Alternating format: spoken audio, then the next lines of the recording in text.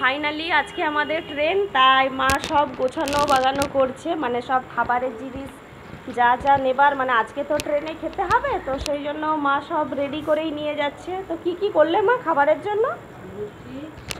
লুচি আর আলু ভাজা, রুটি, মিষ্টি, জিলিপি আর এরকম ফল, সব রকমের ফল আছে, মুড়ি আছে, মানে সব এগুলো শুকনো টুকনো খাবার আছে যেগুলো কালকের জন্য। আর আজকে রুটি আলু ভাজা। আর এখন তো ভাত খেয়েই যাব, আমাদের ট্রেন হচ্ছে 1:55-তে, তো আমরা ওই 12টা 12:30 নাগাদ বের হব, সেই জন্য আমরা আগেই ভাত খেয়ে তারপর বের হব। হ্যালো বন্ধুরা, কেমন আছো তোমরা সবাই? আশা করছি সবাই খুব ভালো আছো। বোন বালিকার নতুন আরও একটি ব্লগে তোমাদেরকে অনেক অনেক স্বাগত জানাই। এখন মা চা করছে, এরপর আমরা চা লুচি খেয়ে নেব। তো এখনও যেহেতু অনেকটা সময় আছে, এই তো সবে 9টা বাজছে, এখন বেরোতে অনেকটাই দেরি। তো মা আর বাবা অনেক সকাল সকাল উঠেছে, তো সকাল সকাল উঠে সব মানে খাবার তৈরি করলো, আর আমি ঘুমোচ্ছিলাম। তো ফ্যানটা চালিয়ে দাও তো। তো চাটা খেয়ে একদম দেখো রেডি হয়ে গেছি, একদম তৈরি হয়ে গেছি। মা আমি বাবা তিনজনেই রেডি হয়ে গেছি, আর বাবা এইদিকে গ্যাসের হ্যান্ডেলটা লাগাচ্ছিল। আর এইদিকে ভালো জিনিস দেখো, মা আর বাবা একদম ম্যাচিং পরে নিয়েছে আজকে। তো বাবাকে বললাম চলো গ্যাসটা এবার হাতে নাও, কেননা এখনও ছোটোখাটো কাজগুলো না অনেকগুলোই বাকি আছে, যাওয়ার আগে সব তো ফিনিশ করতে হবে। তো এই যে গ্যাস জমা দিতে হবে, তারপর যে এক্সট্রা পেমেন্ট করা আছে সেগুলো নিতে হবে, হিসেব নিকেশ করতে হবে, তারপর লজের ভাড়া, মানে যেটা লজে আমরা কয়েকদিন ধরে ছিলাম সেই লজের ভাড়া দিতে হবে। তো এরপর আমরা দোকানে চলে এলাম গ্যাসটা জমা দিতে। কতটা আছে দেখে না, গ্যাসটা কতটা আছে।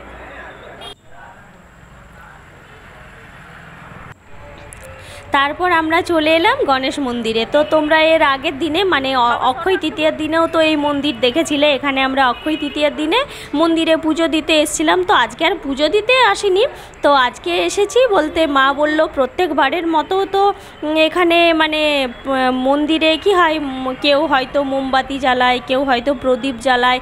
তো মা বাবা প্রত্যেকবারও এখানে যাবার আগের দিনে, মানে যেদিন যাবে সেই দিনে তো এইরকম মন্দিরে প্রদীপ বা মোমবাতি যাই হোক কিছু জ্বালিয়ে যায়। তো এবারেও সেই জন্য মা বলছে চল, এখনও তো অনেকটাই সময় আছে, তো সেই কারণে আমরা এখানে মন্দিরে আগে এই মোমবাতি জ্বালিয়ে গেলাম।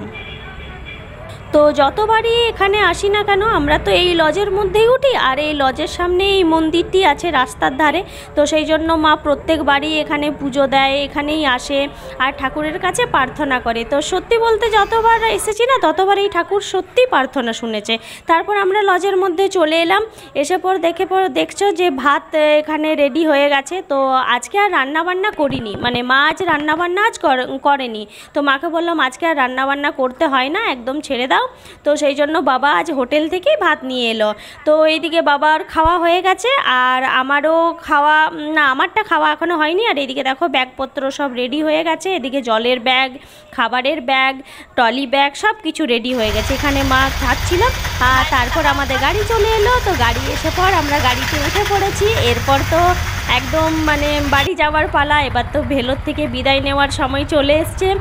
আর মানে সত্যি বলছি এত খুশি লাগছে না, এত খুশি লাগছে, মনে হচ্ছে কখন যেতে পারবো, মনে হচ্ছে এই ট্রেন আসবে এই যেন পৌঁছে যায়। কিন্তু 2 দিনের জার্নি, এই আজকে চাপবো, নেক্সট দিনে আবার নামবো।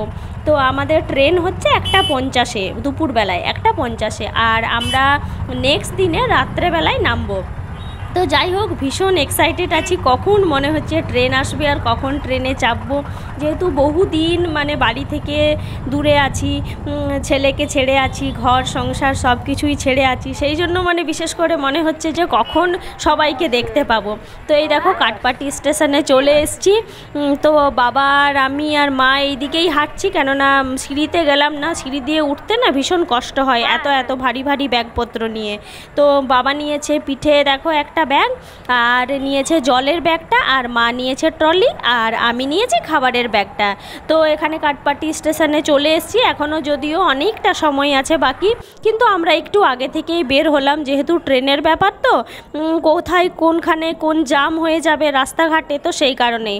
আর এখানে এসেও না আমরা কিছু পরিচিত মানুষ সাথে দেখা পেয়ে গেলাম, মানে আমাদের গ্রামেরই মানুষজন। তো এরকম এখানে এসে না বহু মানুষের সাথে দেখা হয়, খুব ভালো লাগে। তো সবাই চিকিৎসা করাতে আসে। তারপর ফাইনালি আমাদের ট্রেন চলেও এসছে, আমরা ট্রেনের মধ্যে দেখো উঠেও পড়েছি। তো উঠে পর আমরা ট্রেনের সিট সব দেখে নিয়েছি, আমাদের দুটো আপার পেয়েছিলাম আর একটা মিডিলে পেয়েছিলাম। সে যাই হোক, বাড়ি তো যেতে পারবো, এর থেকে আর খুশির খবর কি হয় বলো।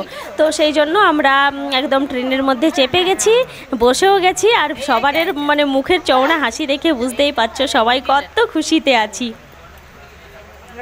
তো এই যে এখন থেকে শুরু হয়ে গেল ট্রেনের জার্নি।